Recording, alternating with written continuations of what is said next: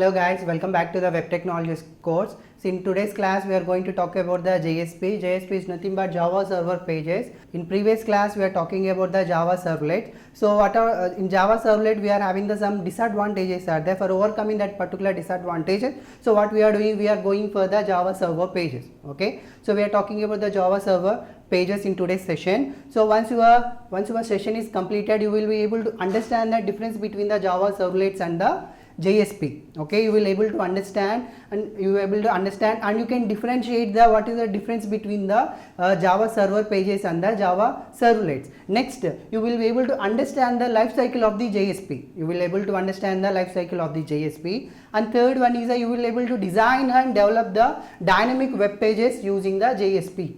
Okay, once the session is done, you will be able to understand what is the Java Server Pages, and also you can differentiate the difference between, you can also differentiate Java Server Pages and the Java Servlet, and after that you can able to design and develop the dynamic web pages with the help of the Java Server Pages, right? Now we will quickly dive into the content. In this session we are going to talk about the problem with the servlets and autonomy of the JSP pages and JSP processing. Okay, after that you are having the JSP application development, generating the dynamic content with the help of the JSP. After that, how you are going to generate the dynamic content. So for that, what are the tags you are using? For that we are talking about the scripting elements. Okay, for that we are using the scripting elements. Once the scripting elements is done, we are talking about the explicit JSP object. Next we are using the declaring the variables and method, how you are going to declare the variables and methods in a JSP.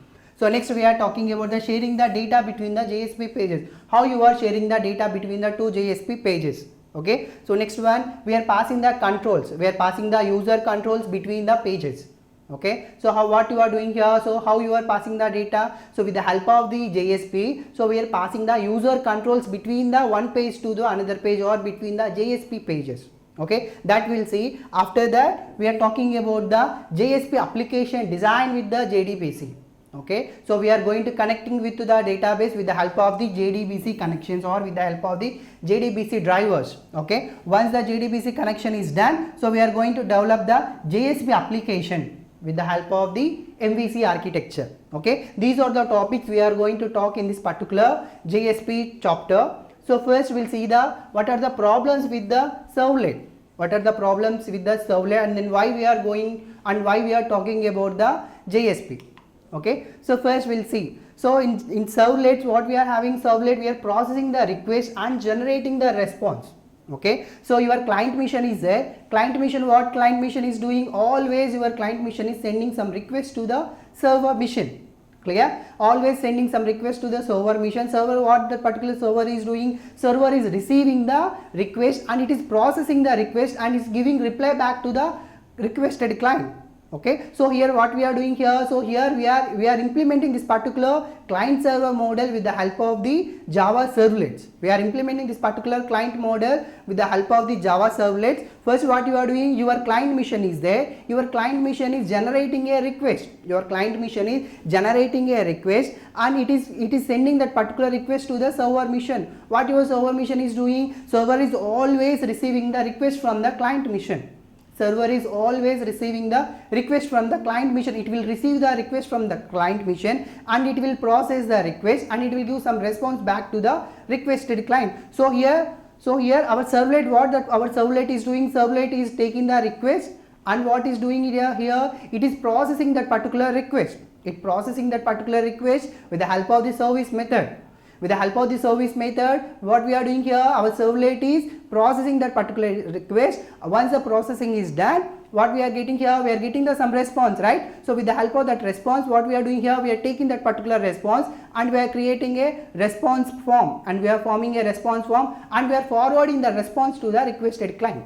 And what we are doing here, we are forwarding that response to the requested client. Means what here, our servlet is handling the both processing the request and generating the response. All those things will be done in only the one servlet class only. Okay, only the one servlet class. Sometimes it will work properly, sometimes it will not work. Once you are doing any modification in your servlet class, what you have to do, again you have to recompile.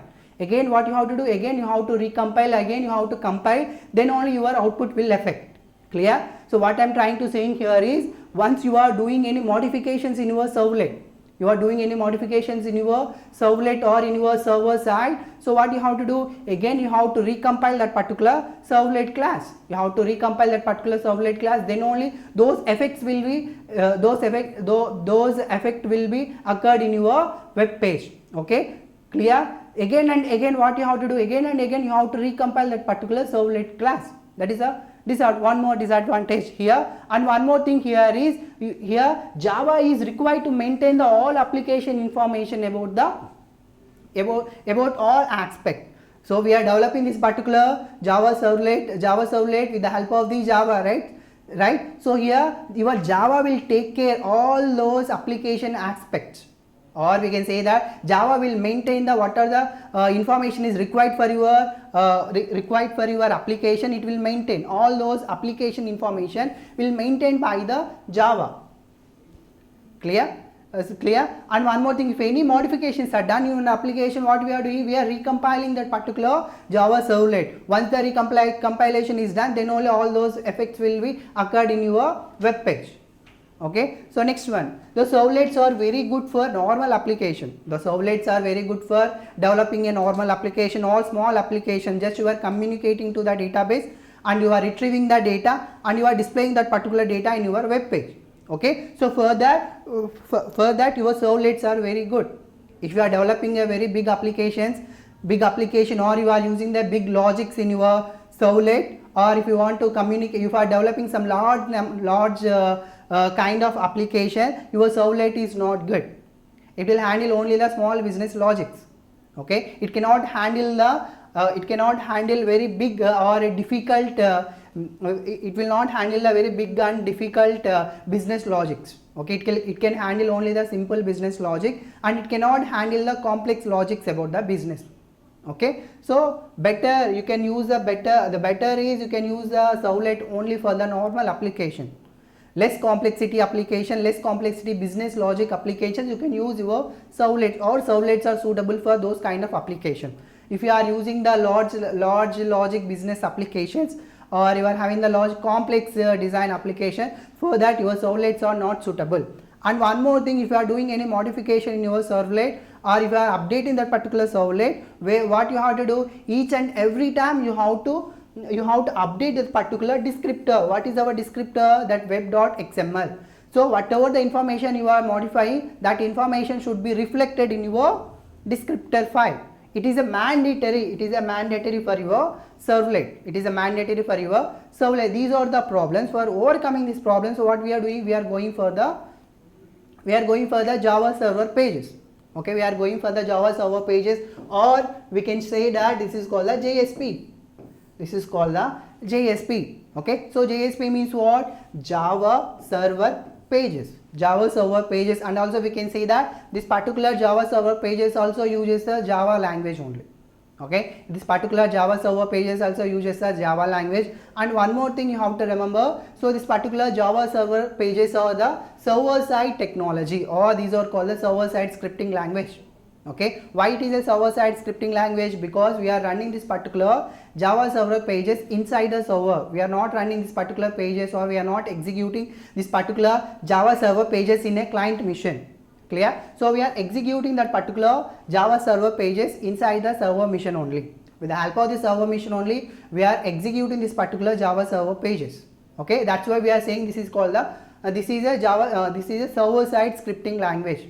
Okay, and also with the help of this particular Java server pages, what we are doing, we are generating the dynamic web pages, or we are developing the dynamic web pages. Okay, for developing the dynamic web pages, we are using the Java server pages. Okay, so next one, this is mainly used for implementing the presentation layer of an application. Okay, so with the help of this particular Java server pages, so what we are doing, we are implementing the presentation layer. So presentation layer is nothing but your GUI of your application. Okay, your GUI of your application, right? So you are communicating to your server, right? How you are communicating? What is the interface for that particular server, right? So for example, you take your Google. Okay, you take your Google. So here what we are having, what we are having here, so we are having the one text box, text box or search box is there. After that you are having one button is there. So here you click on the search button. Whenever you are clicking on this particular button, what will happen, immediately it will go to the server, Google server. Whatever the information is available related to that query, that information will be displayed here. Clear? That information will be displayed, right? So this is called the presentation. This is your google.com, right? There you are having that text box, and also you are having the radio one button is there, right? So that is called the presentation. Okay, your JSP is concentrated in this particular presentation also, this presentation layer also. Okay, clear? So a complete JSP code is more like a HTML. Okay, so here one more thing here is you can write your JSP code in a HTML form also. Okay, so you can write your JSP code, in HTML also. Okay, or we can say that JSP code is embedded in your HTML page.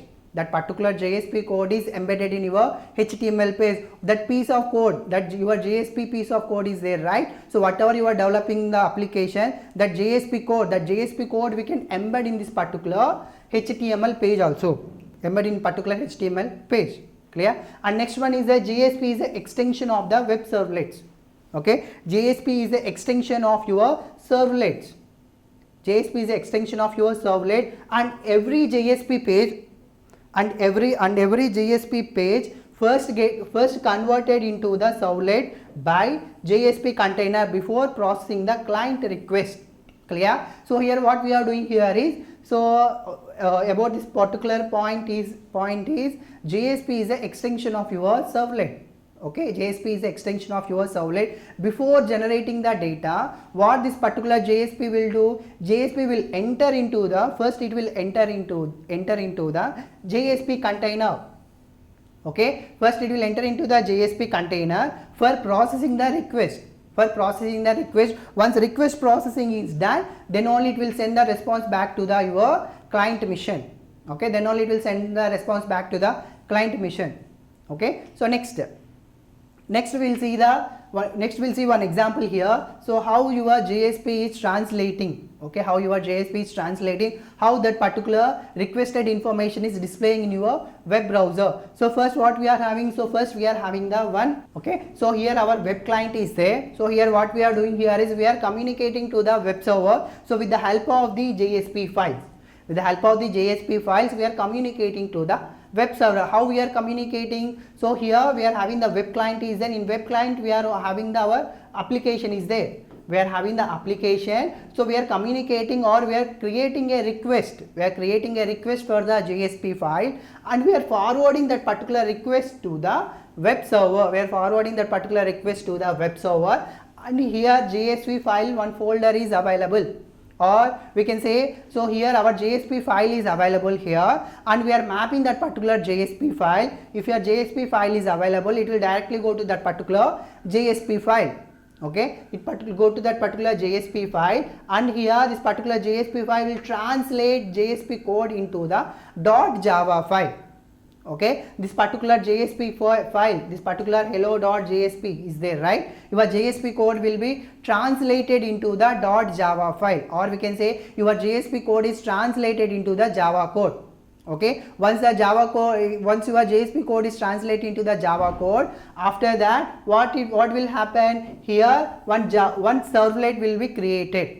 Okay, here one servlet will be created. When your servlet will be created, once your compilation is over, your servlet class will be created here.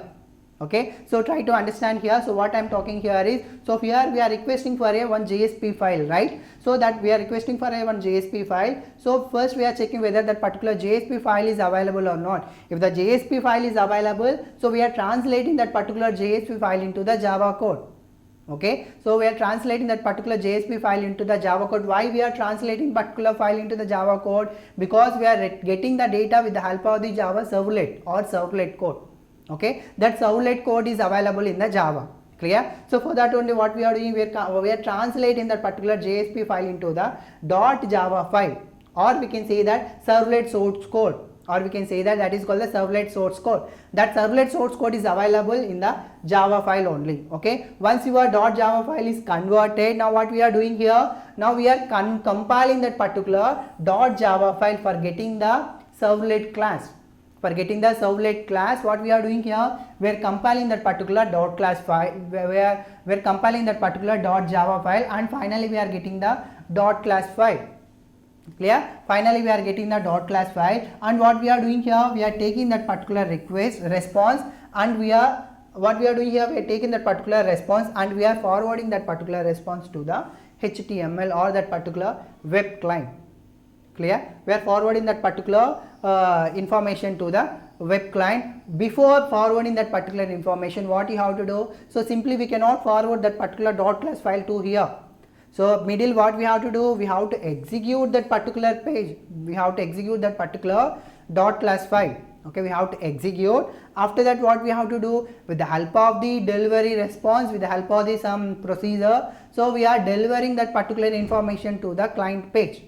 Clear? With the help of some procedure, or we can say that called the delivering the response. With the help of that particular delivering the response or response, how we are creating that particular response, we have to follow all those procedures. Then only we are delivering to that particular information to the web client.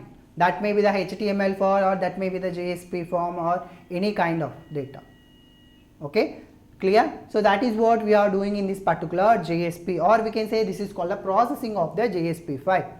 Clear? So what we are doing here, first we are requesting for the JSP. So your JSP file is there, the .jsp is there. Now what we are doing here, we are translating that particular JSP page into the servlet source code. We are translating that particular JSP file into the servlet source code, that is called the .java file. Okay, and we can say that this is called the, and we can say that this particular translation is called the translation page. Okay, this particular translation is called that, this is called a translation phase. Clear? Once the translation is done, so what we are doing, we are going for the compilation for getting the .class file. Okay, and what we are doing here, we are compiling that particular file, .class file, right? We are getting the .class file, and we are saying this particular phase is called the compilation phase. We are saying that particular phase is called the compilation phase. Once your compilation phase is done, we are getting the .class file, right? We are executing that particular .class file, and we are getting the data, and we are sending that particular data to the requested clients. Okay, this is about the processing of your Java server pages. Okay, this is about the processing of your Java server page, and also we can say this is called your architecture of your Java servlet page. Architecture of your Java servlet page. We will see what is the advantages and what is the advantage of this particular Java server page here is. So here is, so what is here, what is the main advantage of this particular Java server page here is, this Java server pages are easier to maintain than the servlet. Okay, it is very easy to maintain the Java server pages, okay, compared to your servlet. Okay, so here we are not having the any recompilation. So user, we are not recompiling, or we are the developer, right? We are not recompiling. If you are doing any modifications, we are not recompiling. Okay, if you do any modifications in your servlet, so what you have to do, you have to recompile that particular servlet, and you have to take that particular .class, and you have to place that particular .class file in your class folder.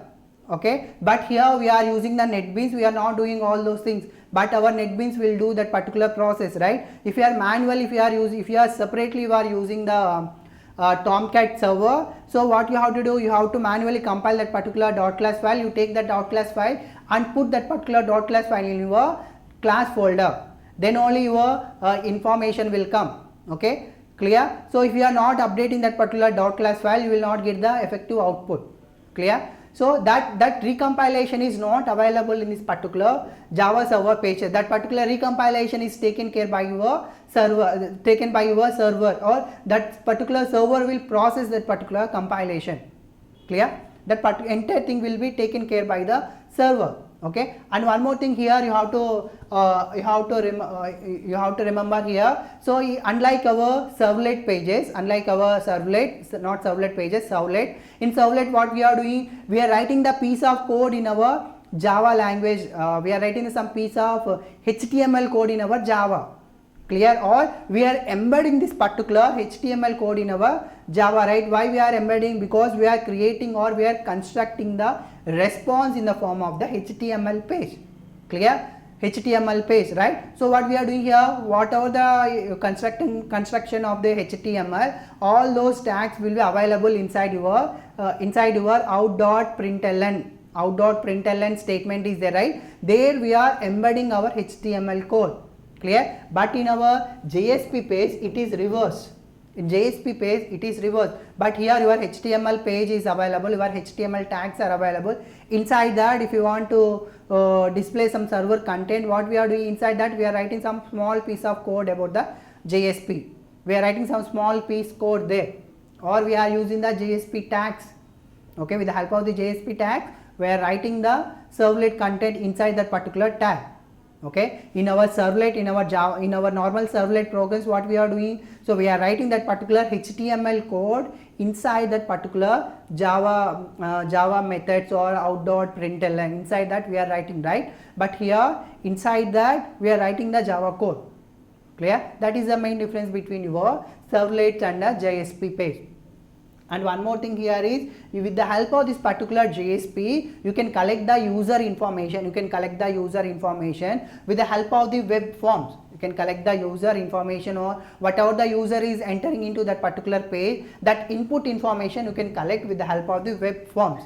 Okay, web forms means what? We can use the post method or get method. With the help of the post method or get method, we can collect the information. We can collect the information and we can read that particular information also, and also we can connect to the database also. We can connect to the database, we can retrieve the data, and we can present that particular data to the data in a HTML page. First we are connecting to the database, we are retrieving the data, and we are producing that particular dynamic content to the web page. Clear? So that is the one more advantage here. Okay, so next we'll see the next we'll see the uses of this particular JSP. So first what we are talking here is, first one is the extension to the servlets. Extension to the servlet. So you take your servlet. So in our servlet, what we are doing, we are implementing that particular servlet in the Java language only. Whatever the Java language, we are having the elements or methods, all those elements and methods we can use in our Java language or in our servlet. Custom, we cannot define any user defined definitions, we cannot define them. Clear? But here we can define the custom tags. We can define our own tags. Okay, with the help of this particular JSP, we can define our own tags. Okay, that is the first advantage. Second advantage is, it is easy to maintain. It is easy to maintain compared to your servlet. In servlet, the business logic and the presentation logic, everything is mixed together. But here we are having the what we are doing here, we are having the separate business logic and separate for the presentation logic, or we can say that, so we are separating the business logic from the presentation.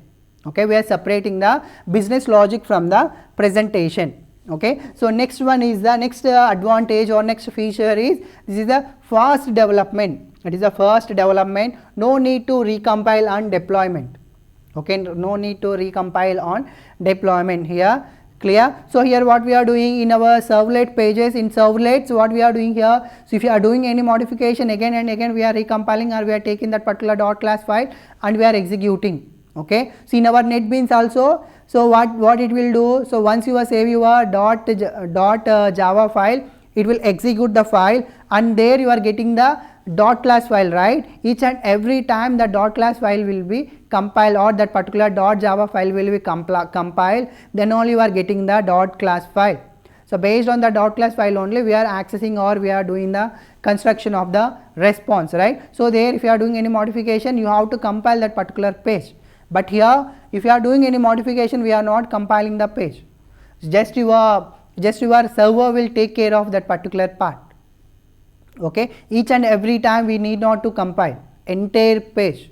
Okay, your server will take where the compilation required, it will compile that particular information, and it will process that information, and it will display that particular information. And here we are having the less code compared to your servlet. So compared to your servlet, we are having the less code. Why? Because we are writing each and everything in the form of the tags only. everything in the form of the tags only. Okay, if you are using the tags or if you are using any custom tags or library tags, so it will reduce your coding, it will reduce your coding. So in our Java program or in our Java servlets, what we are doing, if you want access anything, for that what we are doing, for that we are writing the 2 to 3 lines of code. Clear? But here we are not using that kind of facility here, but here if we are having the custom tags or pre-built tags there. With the help of this particular tags, directly we can achieve that particular functionality. Okay, so these are the advantages of your Java server pages over servlets. Okay, so next we will see the anatomy of a JSP page. Next we will see the anatomy of a JSP page. In this particular JSP page, we are having the JSP element is there. In particular JSP page, we are having the JSP element is there. Okay, we are having the JSP element is there. After that, we are having the template text. This particular template text is nothing but your HTML code. This is called the HTML code, and this is called the JSP code. Okay, this is called the JSP code, and also we can say this is called the JSP element. Okay, this is called the JSP element, and also here again we are having the template, and also we are having the JSP element template, JSP element template, JSP element is there. Okay, so wherever you required or wherever you need to display some content from the server, so there we are using the JSP element, there we are using the JSP element, or with the help of this particular JSP element we are displaying that information there. Okay, after that in the remaining part we are using the HTML code, in remaining part we are using the HTML code. Clear? So clear? Once again I am saying here, so here we are having the two things are there. First one you have to remember the JSP element. So JSP element, if you want to display some content, some dynamic content, for that we are using the JSP element. Okay, and remaining part you can use the HTML code. You can embed this particular JSP code in your HTML file. There you will get the there you will get the JSP element template text and JSP element template text, like that you will get the information. Okay, so this is called the anatomy of the JSP page, anatomy of the JSP page. Now we will see the what are the elements are available in this particular JSP page. So mainly we are having the 3 different types of elements are there. Okay, in this particular JSP page we are having the 3 different types of elements are there. So first one is a directive element, and second one is the action element, and third one is a scripting element or scriptlet. Okay, so mainly in this particular JSP we are having the 3 elements. So first one is the directive element, second one is the action element, and third one is the scriptlet, and we can say this is these are the elements of the JSP. Clear? So how many elements are there? First we are having the directive element, second we are having the action element, and third we are having the scriptlet is there. Okay, so first we will see the what is this particular directive element. Okay, first we will see the what is this particular directive element. Okay, this particular directive element is nothing but it specifies the information about the page. Okay, it specifies the information about the page. Okay, what is the information about that particular page, and what are the errors are available in this particular page. Okay, that particular page information is available in this particular directive page. So means what here in this particular page, in this particular, with the help of this particular directive element, what we are doing here, so we are maintaining the information about that particular page. We are maintaining the information about the page. Okay, second one, if we are having any errors in that particular page, that also we are reporting. We are maintaining the errors about that particular page. And third one is the you are having any sessions or cookies. If you are using any sessions or cookies, the sessions IDs and cookies IDs will be monitored in this page with the help of this particular directive elements. Clear? So once again I am repeating, in this particular directive elements we are maintaining the page information about that particular page information, about that particular page errors, about that particular session IDs and tracking information also we can maintain with the help of this particular directive elements. Okay, so what are the elements are there? So first one is the this is the syntax. This is a syntax for scriptlets. This is a syntax. So this is a syntax for your element. So what is the first element? First element is a page. What is the first element? First element is a page, and this is a syntax for writing the JSP code. This is a syntax for writing the JSP code. In this scriptlets only you have to write your JSP code, and we will see that particular programming part later. Okay. So first one is the page. First, what is the first element? Your first element is a page. Clear? First element is a page. What that particular page maintains here? That particular page maintains the what are the language you are using, what type of scripting language you are using, attributes, and if you are having any errors in that particular page, all those information is available in this particular page directive.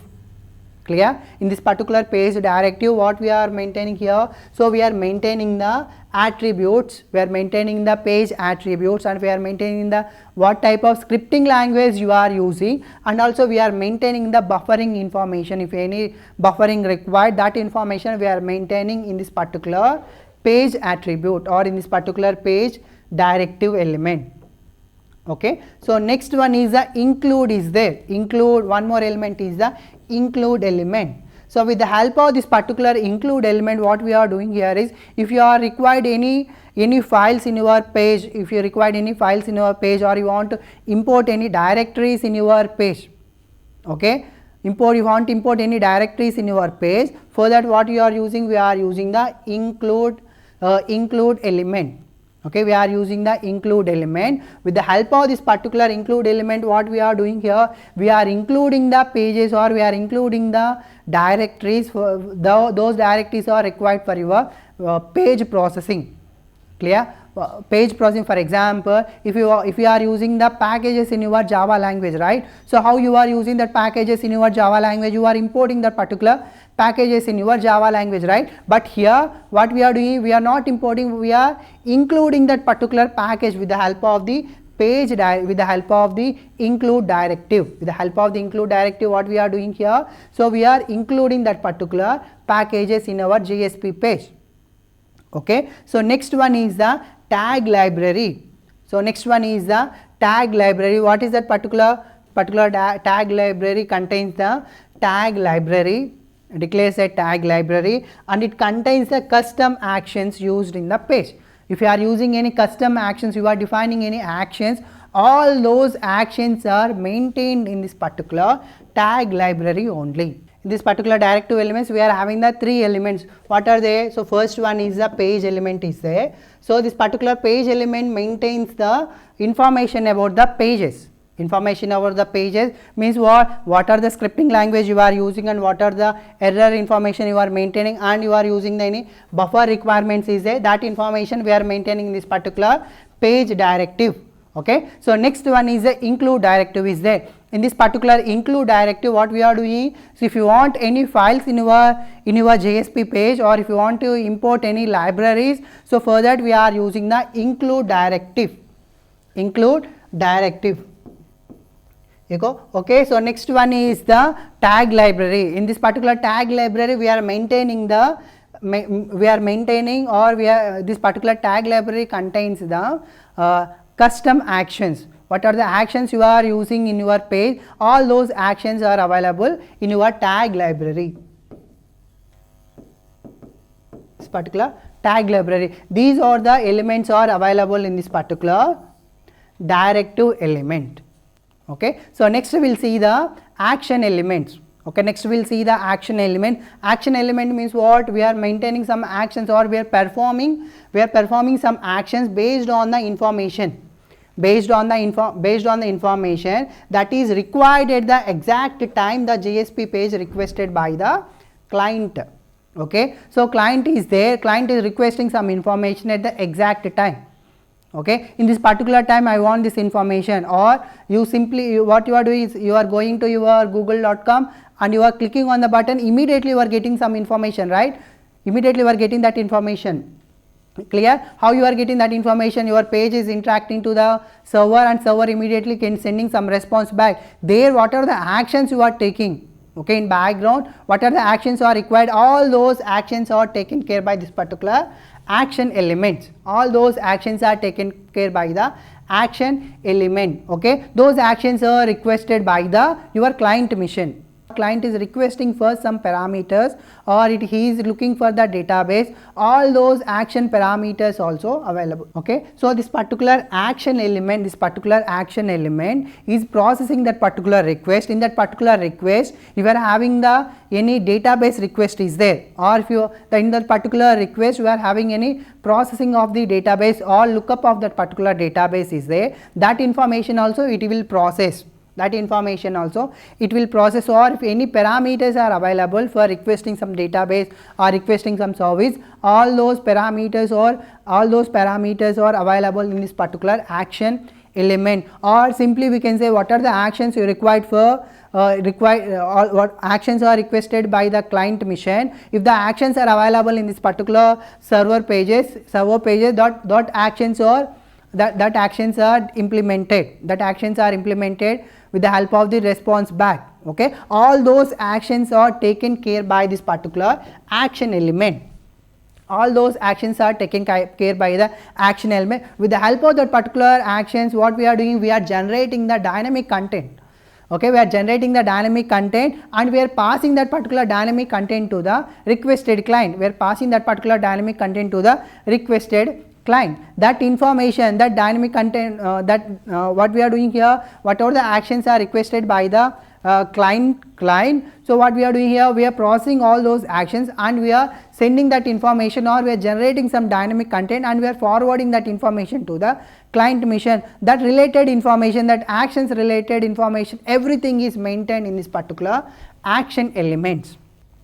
Okay, in this particular action element. So here we are having the different types of action elements are there. So first one is a JSP::bean. JSP::bean. So JSP::bean means what we are doing here. It makes a Java bean component available in a page. If you are using this particular bean tag, it will make that particular bean component should be available in this particular page. Okay, that is the purpose of this particular bean. If you are using the get property, so what we'll do here, so it gets a property value from a bean component. Okay, so it gets a property value from a bean component. For that, what we are doing here, for that we are using the get property method. Okay, it will get the value and it will create some response and it will give in response back to the client mission.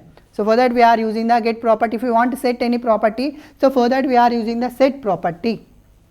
Okay, if you want to include any responses, for that what we are doing here, so for that we are using the include file. Include the response from a servlet or JSP during the request processing phase. Request processing phase is there, right? So there what we are doing here, so there we are using the include file. In this particular include file you are having some parameter, based on that parameter so we are validating. For that we can use the include. Okay, so next one is the forward.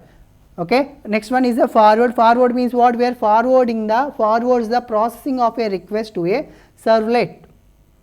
Okay, we are forwarding that particular page information to that particular servlet or JSP page. Okay, so next one is a param tag is there. This is called the parameter tag. Okay, so parameter tag. So next one is a plugin tag also is there. If you want to embed any object, or if you want to embed any object, for that what we are doing, for that we are using the JSP plugin tag. For that we are using the JSP plugin tag elements. These elements are available in our action elements. These elements are available in our action tag or action elements. Okay, what are the elements are there? So here first we are having the bean element is there. With the help of that particular bean element, what we are doing here, so that particular bean element, that particular bean tag will maintains or will makes the Java component available in this particular page. Makes the Java component is available in this particular page. And we are having the get property and set property. Get property will get the value, set property will set the value for the servlet. Okay, so not servlet, for the beans. So next one is the include. If you want to include any responses for that we are using the include.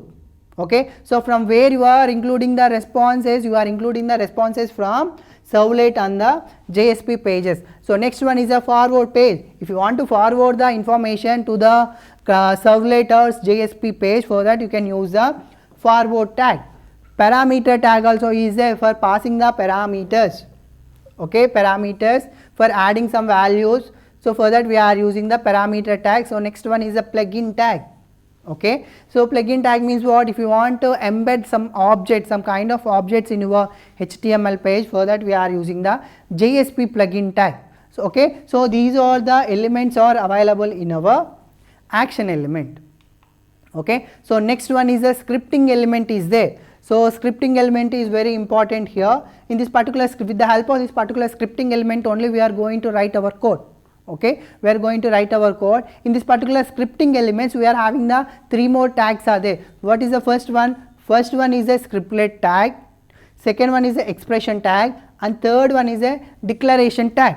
We are having the 3 tags are there. What are the first tag? First tag is a scriptlet tag, second one is the expression tag, and third one is a declaration tag.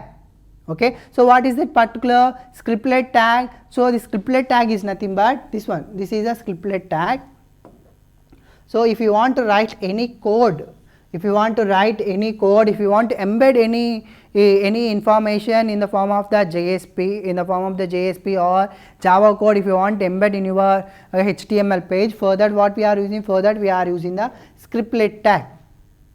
Okay, so this is called the scriptlet tag. Here you have to insert your code, your Java code or your servlet code. Here you have to insert. Okay, so next one is the expression tag. If you want to validate any expressions, for that you have to use the expression tag. Clear? So last one is a declaration tag. Last one is a declaration tag. For implementation of the class, what you are doing? For you are declaring some objects, or you are declaring some methods, right? For that we are using this particular declaration tag. Or we can say for declaring the instance variables, for variables declaration. Okay, for values declaration, for that we are using this particular declaration tag. Okay, so finally what we can say in this particular scripting elements, we are having the 3 elements are there, or 3 tags are there. First one is a scriptlet tag, second one is the expression tag, and third one is the declaration tag. With the help of these 3 tags only, we are writing our JSP code. Okay, so next one is the processing of the JSP. Next one is the processing of the JSP. We will see again. We will talk about the how this particular JSP is processing here. So here we are seeing the client mission. So we are opening the client. We are having the client mission. So here we are sending one request to the server. We are sending one request to the servers, or we can say that is called the hello.jsp with the help of the get method. With the help of the get method, we are sending one request to the hello.jsp. So this is a server, or we can say this is a JSP container. This is a JSP container, or we can say that this is a server with the JSP container. So what it will do? It will read the JSP file. The server will read the JSP file. After that, what it will do? Once the server reading the JSP file is done, it will convert into the .java file. It will convert into the .java file. After conversion is over, it will do the compilation. It will do the compilation for getting the .class file, right? Once the compilation is done, it generates the .class file. It takes the .class file and it executes, and and that particular executed information will be forwarded to your server machine. That executed information will be forwarded to your server machine. Server machine will take that information and it will send back to the requested client, and in the form of the HTML.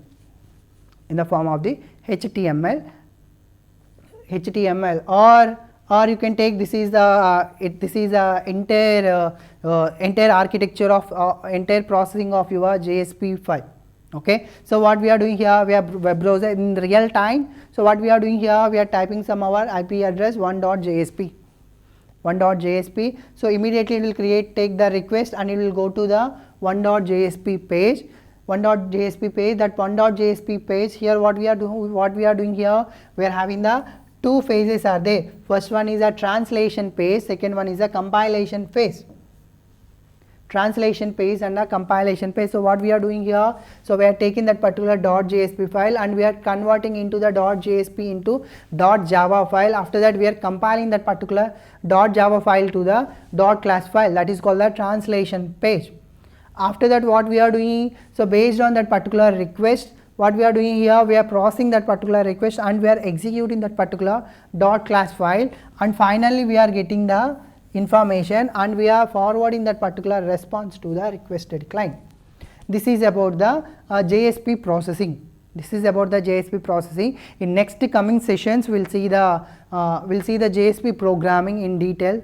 So thank you guys.